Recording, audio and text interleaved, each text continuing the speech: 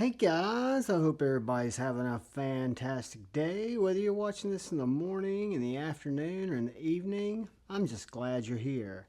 I want to take a quick second and shout out all the channel members. Thank you guys and gals so much. I appreciate you. And just to thank any of you who've taken your time to come in and check out my weird knife and EDC content. I appreciate you. I'm glad you're here. I hope you like what you see, and if you're so inclined, if you'd hit that subscribe button and that bell notification icon, it always helps me out. So today I wanted to talk about 5 recently acquired, and I feel like I'm leaving a couple out, and this is actually 6 because I can't count, but 5 recently acquired fixed blade knives, EDC Fixies. Some I've done reviews on, most of them I haven't. I'll say none of these have had full reviews. So these are all new knives. They've had unboxings. This is a little D2 Tucson that I picked up from White Mountain Knives for right around 38 bucks. Right? So it's a solid slab of D2. Thick. It's got weight relief in the scales. Allow you to make a paracord handle. It's got a little bottle opener that I'm not a fan of, but it's there. You don't feel it as a hot spot, but I can use this pry bar to open a bottle if I need to. And then another neat feature is it has this really tight 1/4 inch, whoops, let's try this way. This really tight 1/4 inch holder, so if you needed to do any work, of course you probably want to put your sheath on that has great retention. You do have a bit driver, but again, this is kind of a multi-purpose. Keep on your belt. I wear it around my appendix. It's great for opening packages, for just doing some of those light duty cuts. It serves the purpose of a light pro bar should you need one. That was me hitting the choil.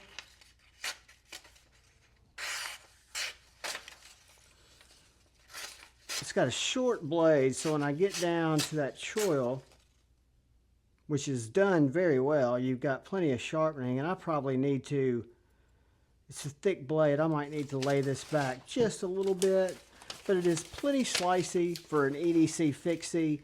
It's got a great little nail puller. I don't know how well that nail puller would work, but for a scraper, for a, again, I would sheath it before using that, or before using my can opener, or before using my little bit driver. But this little guy at under 40 bucks, Moksar Moktari designed little knife.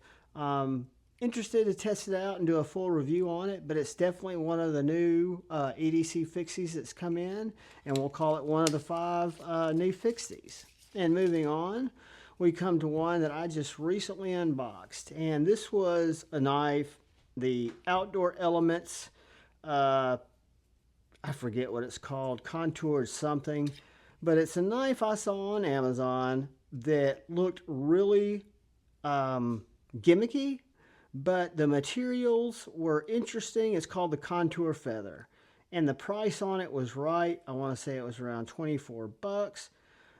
This hole in the blade, I assume, is for weight relief. You also have the little survival bit driver, should you need it, here. This sheath's a little wild in that you've got this jimping here, really nice, comfortable, slim handle, right? You've got jimping here. You've got this clip point if you're doing any skinning, any detail cutting. And then you've got this flat area here that says strike. I don't know if you guys can see that, but it comes with this little janky ferro rod mounted on the sheath. As you guys can tell, as janky as it is, it works very well. It also has this little pull-through ceramic sharpener here that we would not really use, but I guess if you needed to use it in a survival situation, I'd probably find a smooth rock, but it might work. And then it has this deep carry or deep concealment carry clip. It says China on it, so it's not authentic, but it's mounted on this side here, which if I was going to carry it in my front left pocket, being right, or my front right pocket, being right-handed, it would almost have to mount on the outside, right? And that clip's not reversible. However, I carry my fixed blades in my back pocket. So if I put this inside my back pocket, clipped around the outside, I reach around and I've got natural access to the knife. So I find it kind of a cool knife. It's got one more gimmick to end all gimmicks. See that little hole there? It's got a freaking survival whistle. I might chunk some cotton in that, take the scales off and see if I can kill it, because I don't think you could tie a lanyard through it. Maybe you could. But anyways, yeah guys, this is the Outdoor Elements Contour Feather, a little late night Amazon find I found. G10 handles, T8 screws to take them off. I've not taken them off yet.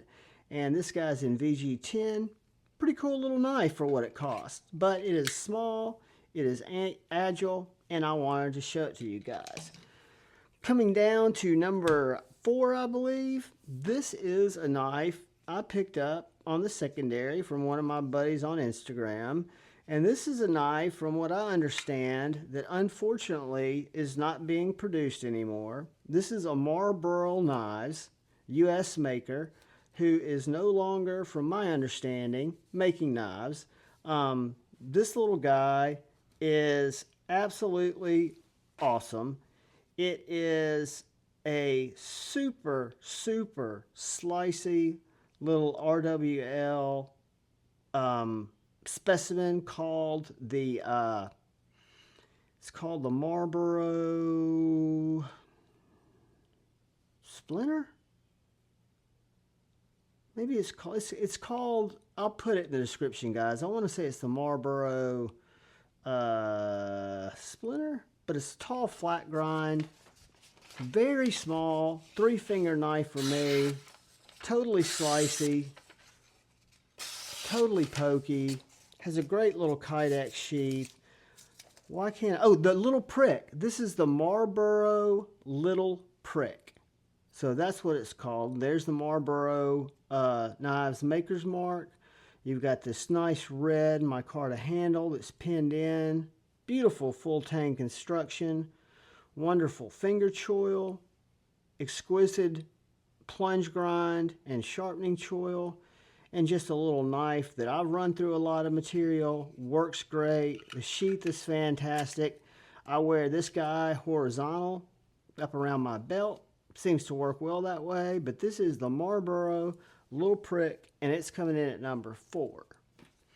Another knife I picked up that I did not know existed. I've got a Boker AK1, one of the nicer ones, an RWL, that has the carbon fiber tip and or the carbon fiber handles and the leather sheath. I was on DLT Trading Company, and I found this little Soligen Germany made model, which is the N690 blade steel. It does not have the skeletonized reversible lanyard clip like the premium one does, where you can take the scale out, pop this and flip it to where it just gives you a smooth handle, but that's fine to me. And the NW60 or the see, it says Boker Soligen like the other one, and then N690 instead of RWL. Great little knife, same package, same thin blade. You do have this compound ground American Tanto, which this is more of a prying, chiseling point or a piercing point. But this knife, right next to the my other AK1 that's got the reverse Tanto, are exactly the same knife. Now this knife again is in a lesser blade steel. The tang does not have that puzzle piece that you can flip around. It does not come with a leather sheath. G10 scales as opposed to carbon fiber. But this little knife came in under $140 new. And I've never seen a Boker daily carry knife made in Germany for that price point. So I love the daily carry. I like the fact that it came with a Kydex sheath so I could carry it different. I like the American Tanto. Can't wait to do a review on this knife and compare it to my other AK1, but I'm really pleased that I bought it, that I found it and that I bought it. So now we'll move up to number 2. And number 2 is a new knife that I picked up, a new knife to me that I picked up from a buddy who is on Instagram with me, who was selling this little custom JKall in Ultim and a Lancelot leather slip. Bear with me, guys. Let me drop some temptations over here for the cat. I apologize. But the little JKall, I collect. I love JKalls. I didn't have anything in a satin that had either this this detail up on the flat, and I had none that were thick with the Grant gripper, the Grant jimping. But I look at this little knife with the Ultim handles, the black pins, the way it fits my hand, the fact that it is, you could jab it through a car door, super slicey, but super thick. So, I mean, you could really, really get some work done with this if you needed to. And again, save that Slurpee if you have to. But I love the slip that Joe made for it. I think it's a fantastic little pocket dropper package. Have not done a review on this yet because it just came in and I just did the unboxing. But I can't wait to bring it to you guys. I think I picked up another little JKall tonight, earlier on Friday Night Flicks, or last night. But yeah, that is a little mini custom JKall, and that's going to be the second out of 5, actually 6 cool knives that have recently come in. Which brings us to our number 1 knife that's come in the last couple of weeks that I'm really kind of smitten with. So much so that I ordered a second Oak City leather sheath. I've got another Apprentice, an older Apprentice that I picked up last year, that I picked up an Oak City leather sheath for. And this is an acid etched Magna Cut Gen 1. Whereas this is a Cruwear Satin Gen 2. The differences in these guys, let me see if I can get a little temporary zoom. So the differences in these two guys, and I apologize for the meowing, is the plunge grind has been improved to give you much more area to sharpen. And Tyler has gone from pinned on scales. These are vintage caramel micarta. These are orange G10, but he's made them to where they're attachable with the little Torx bits. So now he'll be able to do his custom scale drops with carbon fiber and other things. So I love and carried this knife forever in its Kydex sheath. And then when I picked this one up and put it in my back pocket with the Kydex sheath, I just really become enamored with the leather, Oak City leather slips, and had to get one with orange thread. I think I did blue leather, don't quite remember, but to house this little knife. And just a great little EDC slicer. I mean, this little guy is probably, this or the Magna Cut, either one of these Apprentices, are therapeutic slicers, which means when I drag it through the paper, I get 0 hang-ups at all. It is 100% therapeutically smooth.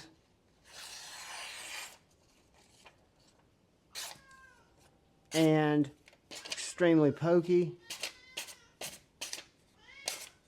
Tippy. You're not going out at start. But guys, that is 5 that have come in very recently. They're new. We'll call them new. We'll call them new to the collection.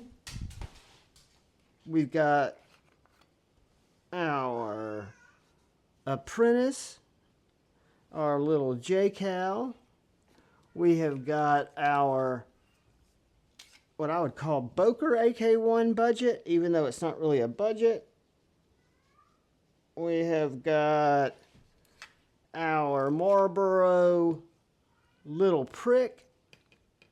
We have got our Contour Elements, Outdoor Elements, Contour Feather Amazon knife. And then finally, we have got our White Mountain knives, TwoSun multi-purpose knife slash pry bar slash bottle opener slash bit driver. Guys, I hope you find this kind of content entertaining and informative.